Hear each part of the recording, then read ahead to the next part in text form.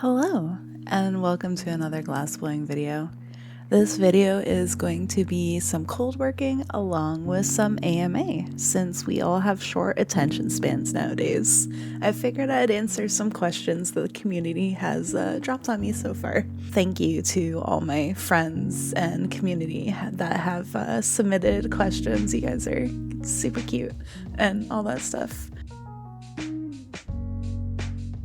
The first question is, how many steps are there to glass blowing? It really depends on what you're trying to make. There's no right or wrong answer. I've seen glass blowers do stuff in like 3 steps. I've seen myself do stuff in 20 million steps. So it really depends on what you're trying to achieve and how long it takes for you to achieve what you want out of that piece. Unless you're talking about the amount of steps that you could take, because there'd be gathering, marvering, gather again, depending on how many gathers you want, and then marvering a lot. Marvering, shaping, using the paper, reheating in the glory hole, obviously blowing your piece, creating the jack line, punting if that's a necessary step in your process, shaping again. You'll see in the next video me doing this, but you can use the tweezers and pull out the lip of a cup or something if you're not, if it's too thick. So you'll see that next time. There's a lot of steps. There's either very few or a lot, but yeah.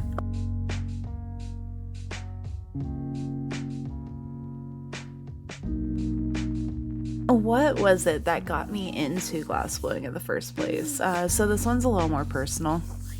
It is the last good memory that I have of me and my biological father before he kind of disappeared into the ether, more like disappeared across Canada.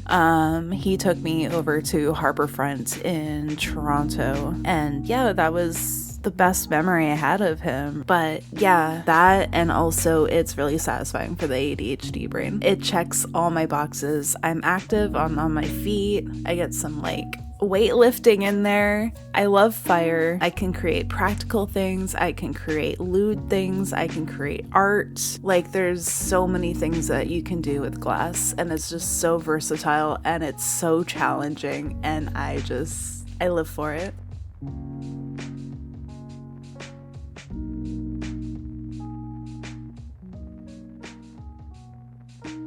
A small town runs 3 shuttle buses between the library and community center. Each shuttle leaves the library every 18 minutes, and the trip to the community center takes 12. On a particular Monday, one of the shuttles is delayed because the driver had to fill out an excessive pigeon activity report, which added 7 minutes to the trip time. Assume the pigeon report delay somehow affects only that one trip and does not change the schedule. If all 3 shuttle buses continue operating on their normal schedule afterward, how did you originally get into glassblowing, and what is the thing you have made that I'm most proud of? I'm gonna have to say my volcano bowl so far. That was my 3rd and final glassblowing course. I was able to use the color from the studio. And I had a vision with the crackle, the color bar. So that's a big, thick, solid rod of color that you break up into smaller pieces, and you can twist it and whatever.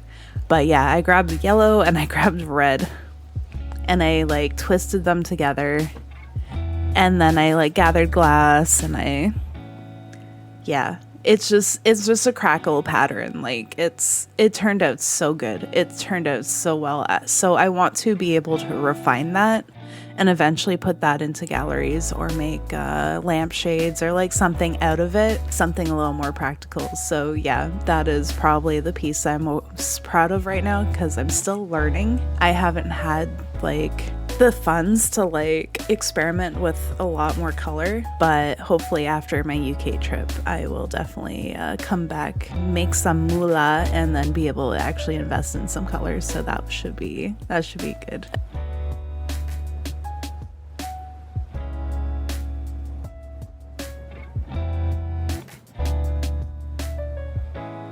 Assuming you had the skill, material, and the time, what is the thing you would make? What is one thing I would make? I'm gonna have to say, I'm not a Souls gamer, but watching a person play Elden Ring, they're fighting Estelle Natural Born of the Void, huge, beautiful dragonfly-like boss with like this skull and this eye, the creepy little eyeball, and just really, really pretty colors. I would love to make that and make it glow in the dark too. I think that would be absolutely friggin' amazing. If I had the skill, if I had the money, if I had the time, I would create exactly one, because I know it would take a lot of time and a lot of bit work and a lot of sculpting. So yeah, that's what I would make if, yeah.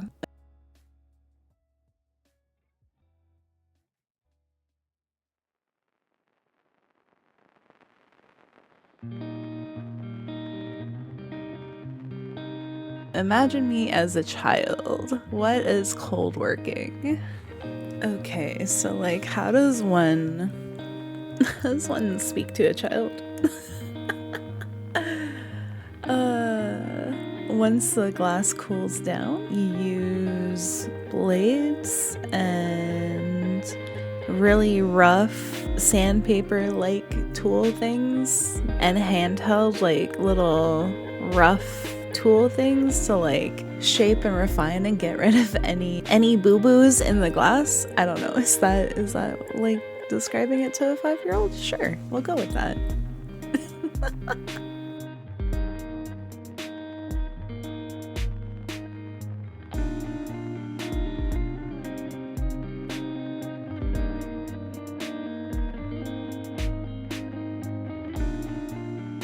What is your favorite piece so far? And if you have learned anything new since making it, what changes would you make to create it again? My volcano bowl, hands down, is the favorite piece I made so far. I haven't, because I can't get into the studio as often as I'd like, which is why these videos come out every 2 weeks, because that's how often I'm in the studio. I think just like learning how to refine it definitely would be the thing. Making it less wibbly wobbly, making it bigger and less thick would probably be like the goal. So then I can have these beautiful pieces put into a gallery. Definitely like learning how to shape into like more different things. Like, yeah, I am Lady of Lava. Like everything I create is gonna be volcano. Maybe not everything, but most things that I create or like my signature piece is definitely going to be volcano themed. So yeah, I've thought of a few more ideas of what I want to do with this bowl, but like I'm just wondering how to execute it. I want to put like flowers and leaves on it, because out of like the destruction of the volcano, nature blooms and like thrives. So I think that's just beautiful. So I would want to like capture that beauty in a piece.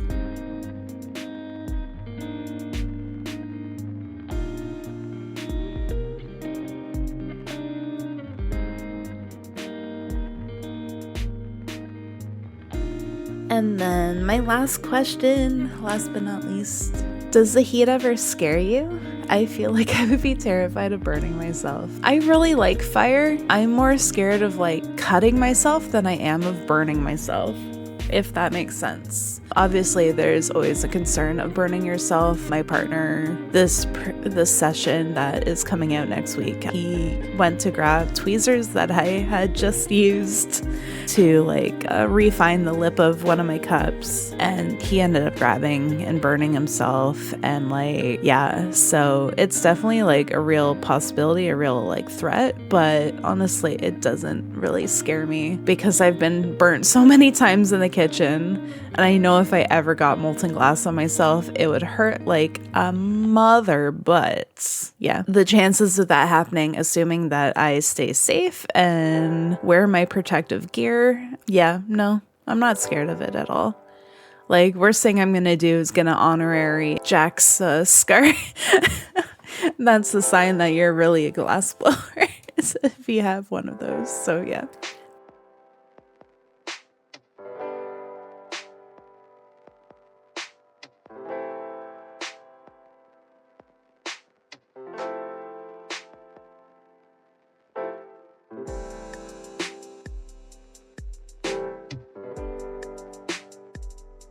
This isn't a question that was asked, but I feel like it's super important to say. My first glassblowing course, I almost bailed on going on in. I was absolutely terrified that I was wasting time, wasting money on something that might not stick. So one thing that I have to say, if you are wanting to try something new, glassblowing or otherwise, go for it, because you never know. The glassblowing studio, it feels like home. It feels like the right place. It is a place where I forget about what is going on in the rest of the world and in my personal life. And I am just there, me and the glass, and obviously my glassblowing partner. Yeah, go for it. No matter like how scary it is, go for it anyways, because you may regret otherwise. So yeah.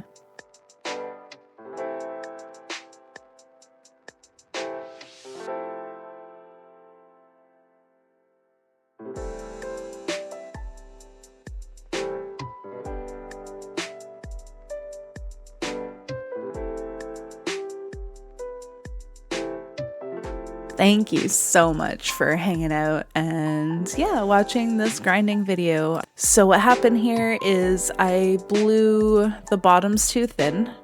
So when I went to break them off, they ended up fully cracking and blowing out. They are like a really nice thinness, but they are way too thin. And then the one with the two little holes, that was a punty problem. So I think the punty was just bad, and so it caused it to like crack, which is fine. I chose to take that punty, so yeah, I thought it was okay, but I don't know. I'm still learning. Anyways, thank you so much for watching and tuning in and asking me all these amazing questions. You guys are beautiful and I appreciate the ever-living crap out of you. So yeah, thank you for doing the thing. Like, subscribe, follow, whatever the heck. Yeah.